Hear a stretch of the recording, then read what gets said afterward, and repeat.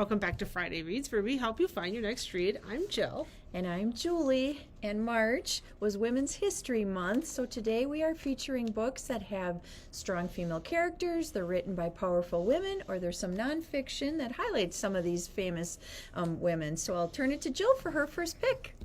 So I have heard from viewers that we don't have enough fantasy in our collection, or in our suggestions. So here's a fantasy for you, Queen of the Concord. It's the first book in Islands of Blood and Storm series. It was published in 2019. This one, Sigourney Rose is the only surviving daughter of a noble lineage on the island of Honolulu. When she was a child, her family was murdered by the island's colonizers, who have massacred and enslaved generations of her people, and now Sigourney is ready to exact her revenge. When the childless king of the islands declares that he will choose his successor from the most eligible noble families, Sigourney uses her ability to read and control minds to manipulate her way into the royal island and into the ranks of the ruling colonizers. But when she arrives, prepared to fight for the control of the islands, Sigourney finds herself the target of a dangerous unknown magic.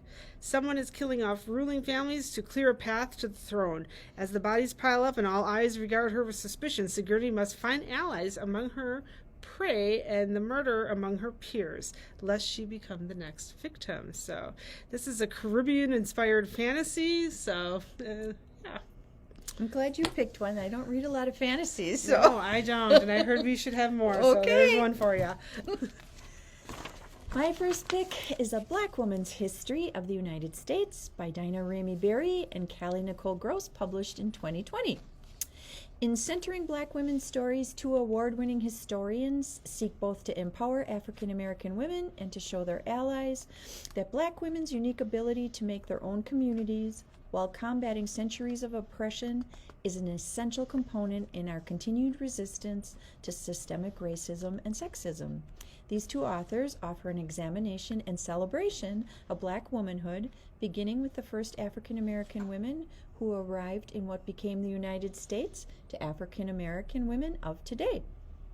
This book reaches far beyond a single narrative to showcase Black women's lives in all their fraught complexities. These two authors prioritize many voices, those of enslaved women, freed women, religious leaders, artists, queer women, activists, and women who lived outside the law.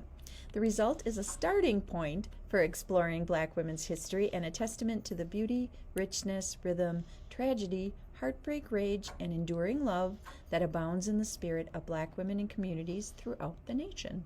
So, A Black Women's History of the United States.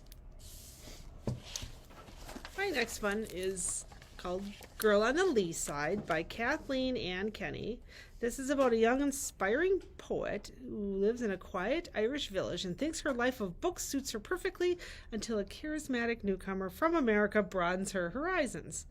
Sheehan Doyle grew up with her Uncle Key on their family pub, the Lee Side, on rural Ireland, which will make you think a little bit of March. Key has been staunchly overprotective of Sheehan ever since her mother's death in an IRA bombing. But now that she's an adult, it's clear that in protecting her, Key has unwittingly kept her in a state of arrested development. The pair are content to remain forever in their quiet haven, reading and discussing Irish poetry, but for both Sheehan and Key, fate intervenes. A visiting American literary scholar awakens Sheehan to her possibility of a fulfilling life away from the Lee Side, and her relationship with Key falters after the revelation that her father is still alive. In the face of these changes, Sheehan reaches a surprising decision about her future. Lyrical and heartfelt, Kathy Ann Kenny's Girl on the Lee Side deserves a place among contemporary literature's best coming-of-age novels. So, Fun pick for March, and our month was St. Patty's Day. My next pick is a fiction pick. This author, Gabriela Garcia, is a longtime feminist and migrant justice organizer who has also worked in music and magazines. So my pick is Of Women in Salt by her, published in 2021. In present-day Miami, Jeanette is battling addiction. Daughter of Carmen, a Cuban immigrant, she's determined to learn more about her family history from her mom and makes the snap decision to take in the daughter of a neighbor detained by ICE. Carmen, still wrestling with the trauma of displacement, must process her difficult relationship with her own mother, trying to raise a wayward Jeanette. Steadfast in her quest for understanding, Jeanette travels to Cuba to see her grandmother and reckon with secrets from the past destined to erupt. From 19th century cigar factories to present-day detention centers, from Cuba to Mexico, this author's Of Women in Salt is a kaleidoscope portrait of betrayals, personal and political, self-inflicted and those done by others, that have shaped the lives of these extraordinary women. A haunting meditation on the choices of mothers, the legacy of the memories they carry, and the tenacity of women who choose to tell their stories despite those who wish to silence them.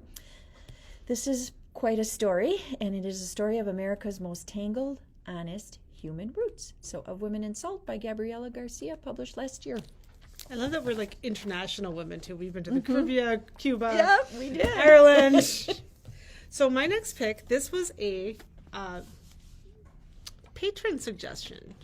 A patron had told me that she read this book this week and it was really, really good, and she highly recommended it, and it fit the list. So here it is. The Kitchen Front by Jennifer Ryan. In a new World War II set story for the best-selling author of Chilbury Ladies Choir, 4 women compete for a spot hosting a wartime cookery program called The Kitchen Front, based on the actual BBC program of the same name, as well as a chance to better their lives. 2 years into World War II, Britain is feeling her losses, and the Nazis have won battles, and the Blitz has destroyed cities. The U-boats have cut off supply of food. In an effort to help housewives with food rationing, the BBC radio program called The Kitchen Front is putting on a cooking contest, and the grand prize is a job as the program's first ever female co-host. For 4 very different women, winning the contest presents a crucial chance to change their lives. For a young widow, it's a chance to pay off her husband's debts and keep a roof over her children's heads. Soft there.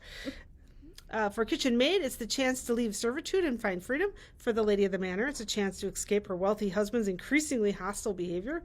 And for a trained chef, it's a chance to challenge the men at the top of her profession. These 4 women are giving the competition their all, even if that sometimes means bending the rules. But with so much at stake, will the contest that aims to bring community together serve only to break it apart? So, The Kitchen Front. It's on my list to read. I read the Chilbury Ladies Choir, but I haven't read that one yet.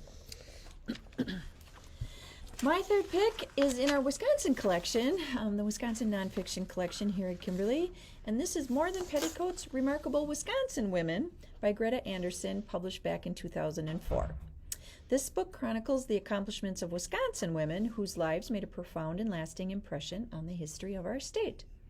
So you can meet Margarita Meyer-Schertz, who brought the concept of kindergarten to America, Golda Meir, former Prime Minister of Israel, and Dr. Lily Rosa Manoka Hill, who brought medicine to the Indian reservations. And many other women are also featured in this book who impacted our history in Wisconsin. Some of those other women are Eliza Chappell Porter, Belle Case LaFollette, Edna Ferber, Mabel Watson Ramey. So if you're interested in learning about some remarkable women from Wisconsin, this book may be the book for you. It's not very big, but it's got a lot of good stories and photos of the women, so you may enjoy this. More Than Petticoats.